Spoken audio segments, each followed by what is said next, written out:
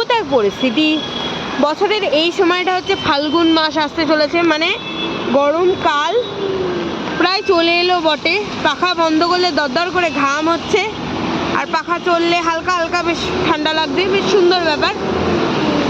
ঠান্ডা পুরোপুরি যায়নি, তার মাঝে চলে এসছে বৃষ্টি।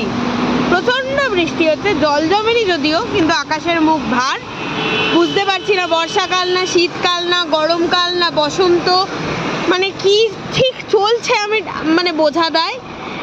এই পরিস্থিতিতে ছোট ছেলেকে আনতে আসা তার স্কুল থেকে যে কি বিড়ম্বনা, এবং এসে দাঁড়িয়ে থাকা যতক্ষণ না বাস আসে ততক্ষণ, মানে কি অসহ্য এক পরিবেশ। বেরোলে ঠান্ডাও লাগে, জল কাদা প্যাচপ্যাচেতে বৃষ্টির জলে জঘন্যও লাগে, আবার গরমও লাগে। মানে ডিসাইড করেই উঠতে পারছি না যে কিরম ফিল করব। ওয়েদার পুরো খেপে গেছে, বলছে তোমাদেরকে কনফিউজ করে ছেড়ে দেবো।